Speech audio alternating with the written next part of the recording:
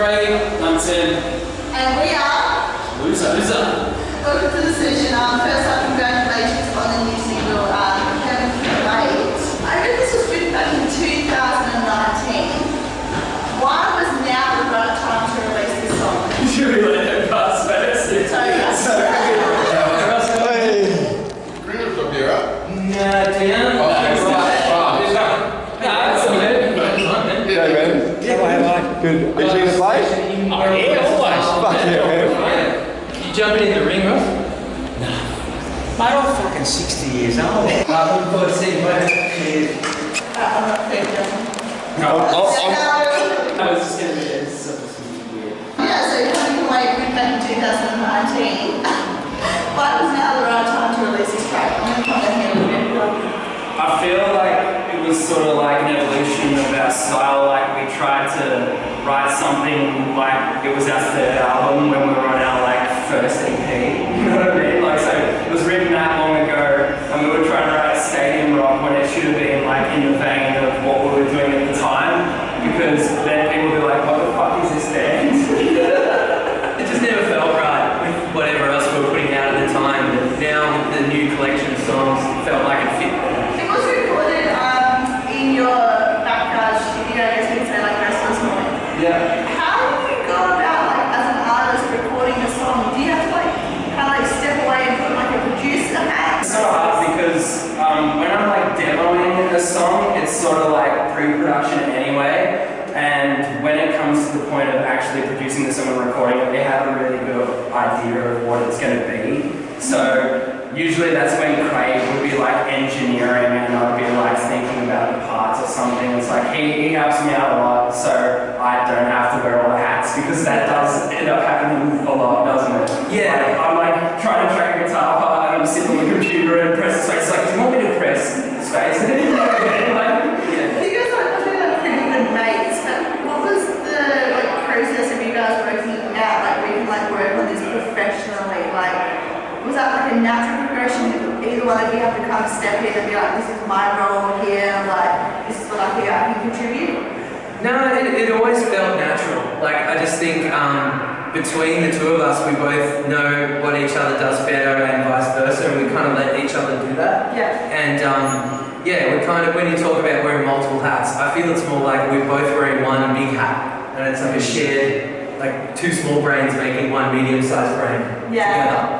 No, but it's and so you know, like Tim has been working really hard as an engineer for almost the whole time I've known him. And so just as his talent grows, I sort of find a spot to myself to fit in to support that. And then we each have different things we bring to the team. But ultimately it's, two fingers making a fist. It's good though because like from the start of the band we like told each other it's like if we don't like something then we won't get offended by it, you know what I mean? Which is something where there'd be a lot of conflict. It's like sort of like there's a lot of bands where it's like if everyone sort of like if there's too many cooks in the kitchen it's going to get weird and then they lose communication and that's when bands sort of fall apart. But we had that conversation from the get-go, which is why we work so well together. So knowing you've got that support, are you going into it with an idea of being like, this is exactly how I want it to sound? Or are you like, I trust the team that's around me, this is my idea, and then I trust them to kind of see where it goes? Like, yeah, I feel like a lot of it is like, even though we don't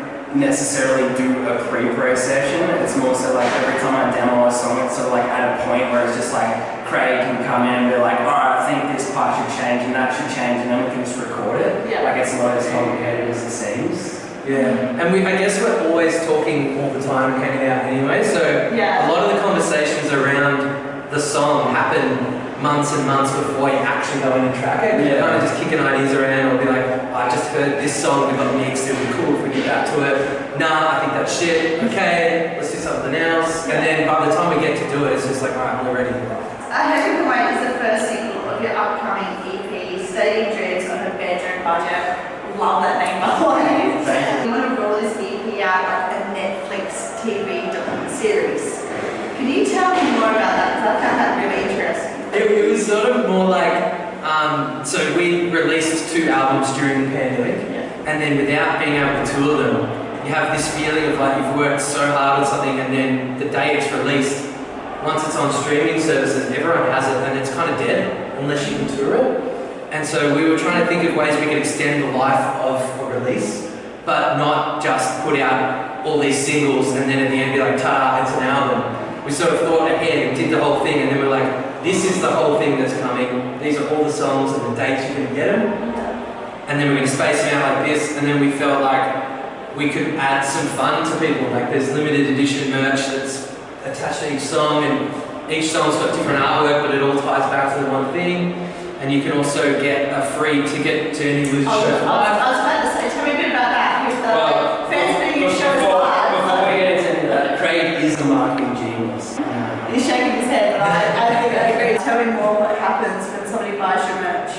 So yeah, the idea was just to sort of make each song exciting as you're coming along the journey. And all the songs, they're not just singles, they're all part of one thing. So the order is really important that they're coming. And we're doing this thing with Spotify where they don't come out as singles, they all drop onto the same spot. So it's just like you've got a blank CD and we're filling in the songs for you.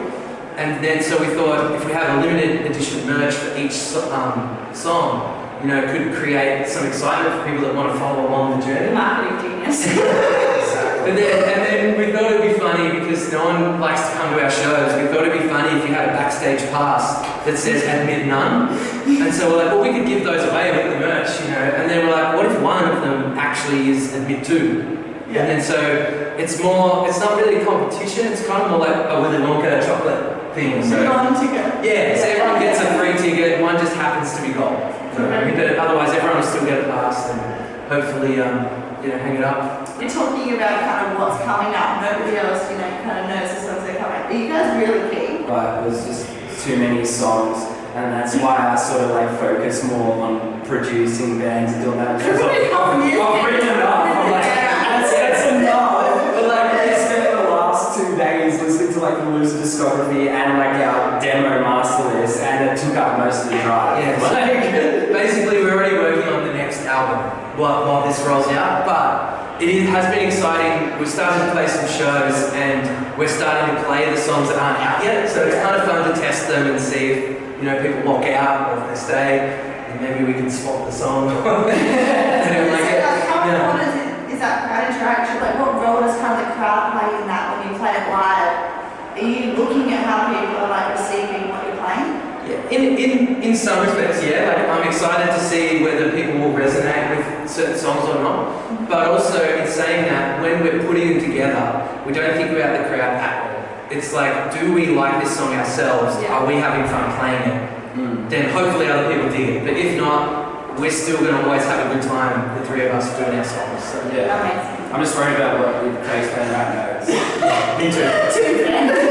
I'm also worried about that. So we talk about like stating dreams and budget, like referencing it to like Netflix documentary. We're all like kind of binging a Netflix documentary. What are you guys watching on Netflix? If it was a band, what are you guys watching on Netflix? The last thing I watched was the Jeffrey Dahmer story. I haven't watched that yet. I can't. I watched like the first episode, and you've watched it all too. And it's sort of like that thing where it's just like it's that uncomfortable, but you need to know about it. You know what I mean? Like it keeps you going. Like you're uncomfortable the whole time, and it's something you can barely watch alone. But I did it.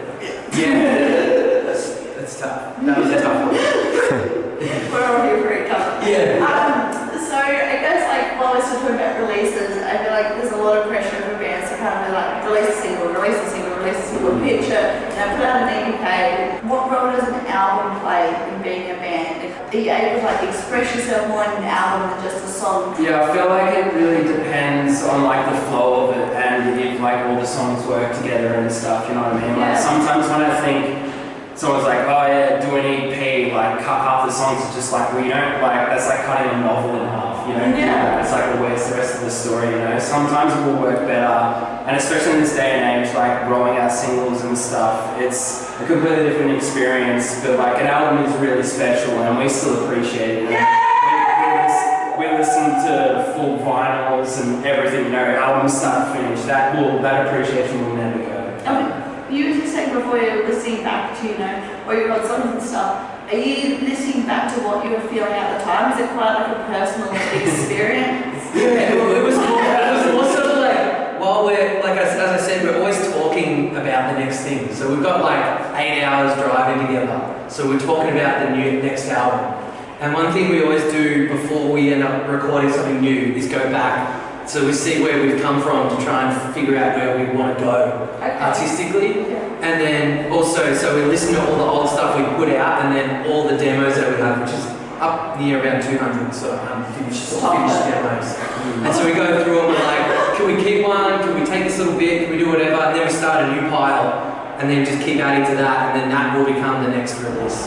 And then for the one after that, we'll go back through everything again and sort of, I liked how we did that before. I like that part and maybe this could be cool, you know? That was kind of, you sort of find little nuggets that like actually are like, wow, we should have actually been going for more of that sound than trying to expand it too soon. Yeah. that's kind of how Heaven Can Wait came back, really. You know, we didn't make it on the last 2 albums and then we were doing our listening through and like, that one feels like a, you know, it could be from a bedroom budget trying to make it somewhere. It's just really hard to wait. You're waiting to get somewhere. It's just really hard to unhear a demo, you know, when you've heard it that many times and listen to it, you're just like, I can't see how it could be. And then when you go and produce it yourselves as well, like, you know, adding that extra bit of magic. Yeah. And I mix it as well, which means I have to listen to a balance and everything. So it's just like, I'm being pretty heavily involved with the whole process. What I am really curious about is like, you know, those are the kind of like, you know, you got attention pretty early on in the piece, and a lot of bands at that stage kind of like finding their feet. How did you guys juggle like finding your feet and work out who you are as a band and what direction you want to go while you kind of, you know, getting the radio play, getting the attention for labels and touring?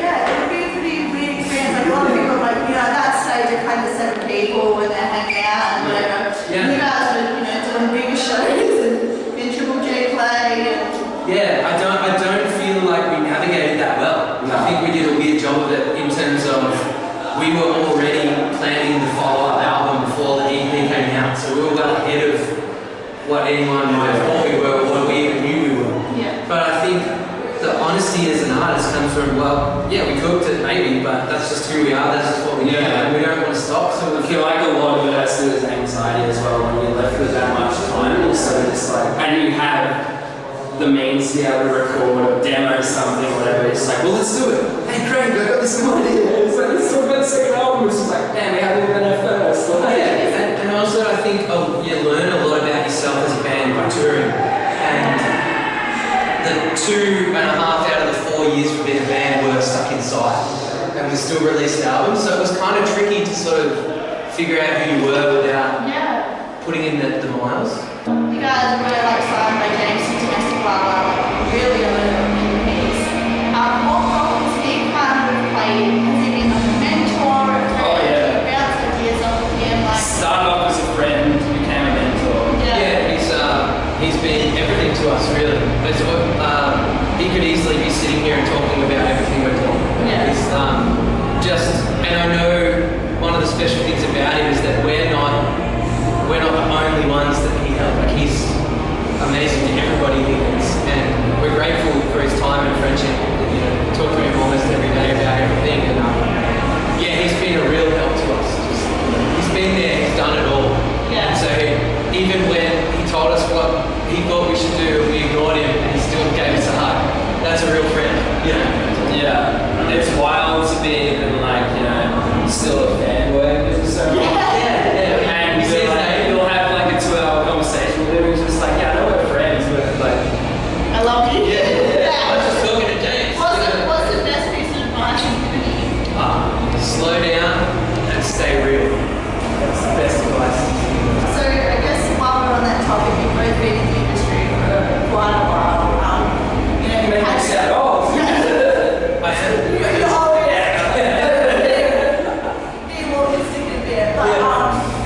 know, I'm sure you've had your ups, I'm sure you've had your like fair share of downs and patient challenges. What's kept you going? Like, why are you sitting here in Adelaide at the uni bar, you know, buying enough for this time?